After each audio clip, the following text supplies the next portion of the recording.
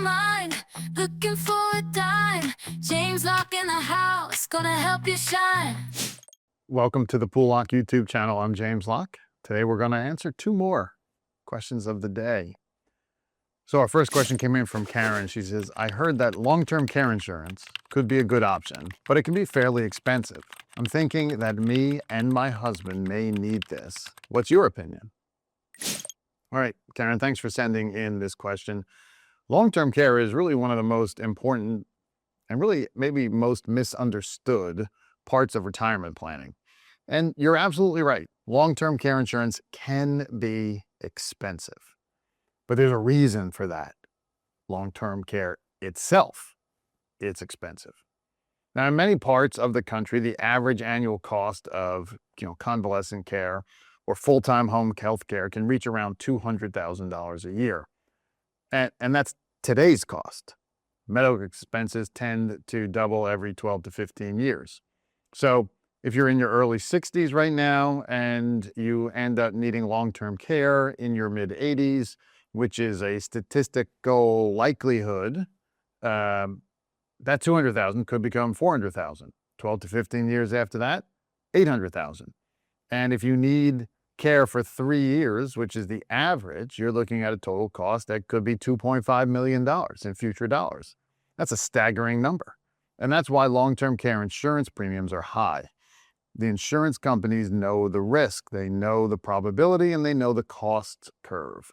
Now, here's the part most people don't realize. Long-term care insurance is not designed for everyone.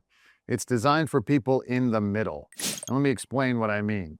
If someone has very limited assets, let's say $500,000 or less, they may need every dollar of those assets just to live comfortably while they're healthy. They may not have the financial flexibility to pay long-term care premiums. And if they eventually need care, they may spend down their assets and then qualify for state assistance. It's not ideal, but it's a reality. On the other hand, if someone has a very high net worth, let's say $5 million or more, they may be able to self-insure. They may have enough income from investments to pay for long-term care out of pocket without jeopardizing their lifestyle or their spouse's security. So long-term care insurance is really designed for people in the middle. People who have enough assets to afford the premiums, but not so much that they can comfortably self-insure. Now, you mentioned that you and your husband are thinking about this, and that's good. Long-term care planning is not something you want to ignore. It's not something you want to postpone. It's something you want to address proactively. Now, here's the key. You need to look at your entire financial picture, your income sources, your assets, your health, your family history, your risk tolerance, your goals, your desire for independence. All of these factors matter. Long-term care insurance can be a powerful tool. It can protect your assets. It can protect your spouse. It can protect your dignity. But it has to fit in your situation. So my opinion is this: long-term care insurance is worth considering, but it's not automatically the right answer. It's the right answer for the right people. And the best way to know if it's the right answer for you is to sit down with someone who specializes in retirement income planning, someone who can look at your entire picture and help you make a confident decision. Great question. Thanks so much. And I hope that helps you and everyone watching. Well, if you want to send in your question, like Karen did, on long-term care or any topic, we'd love to have it. You can email your questions to poollock@poollock.com. So let's get to our second question. This is from Grant, and he wants to know, I'd like to minimize the IRMAA tax and any reduction of my Social Security benefits or extra taxes that I can avoid. How can I do that? Grant, great question. And it's one, we hear a lot. People want to know how to reduce taxes in retirement. They want to know how to avoid IRMAA surcharges. They want to know how to keep more of their Social Security benefits. And those are all smart goals. Here's the challenge. I can't give you a specific answer without knowing your specific situation. And the reason is simple. Retirement tax planning is complicated. It's not like tax planning during your working years. When you're working, tax planning is easy. You get a W-2, at the end of the year, you plug it into your tax return. Maybe you take the standard deduction, maybe you itemize, but it's straightforward. Now, when you retire, everything changes. You have multiple income sources. You have multiple tax rules. You have multiple age-based milestones. And every decision affects every other decision. It's like a Rubik's Cube. You twist one side, and the pattern changes. Let me walk you through some of the key ages that affect your tax strategy. So at age 55, you can access your 401k from your employer if you retire. At age 59 and a half, you can access your IRAs without penalty. Now at age 62, you can start taking Social Security. At age 65, you enroll in Medicare and start paying for Part B.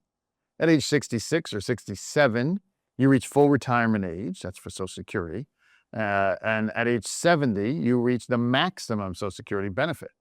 Then at age 73 or 75, depending on your situation, you must start taking required minimum distributions from your IRAs and 401ks. Each of these ages affect your tax strategy. Each affects your Social Security. Each affects your Medicare premiums. And each affects your IRMAA exposure. So how do you minimize taxes and IRMAA? You diversify your buckets of money. You build taxable accounts, you build tax-deferred accounts, you build tax-free accounts like Roth IRAs, and then you strategically choose which bucket to draw from at different stages of retirement. For example, in your early retirement years, before Social Security and before RMDs, you might draw from one type of account. Later, you might switch to another. And by doing that, you can reduce your taxable income, reduce your IRMAA exposure, and reduce the percentage of your Social Security that gets taxed. But here's the part I want you to remember. Don't let the tax tail wag the investment dog. Taxes matter, IRMAA matters, but they're not the most important thing.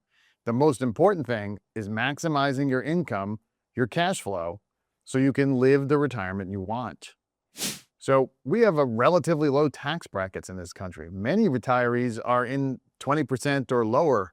Even the highest bracket is around 40%. So ask yourself, is your goal to avoid taxes, or is your goal to maximize your income after taxes? Sometimes the best strategy is simply to pay a little more in tax and enjoy a lot more income. Hey, Frank, that's a great question. And it's an important one. And I hope that this gives you a clearer picture on how to approach it. Hey, great questions today. As always, if you have a question, send them in to us. Email that question to poollocke@poollocke.com. And if you like what you heard today, go ahead and like and subscribe to our channel. I'm James Locke, your retirement income source. I'll see you next time. Money on my mind, looking for a dime. James Locke in the house, gonna help you shine. Retirement is near, don't you live in fear. Listen up, my friend, let me make it clear.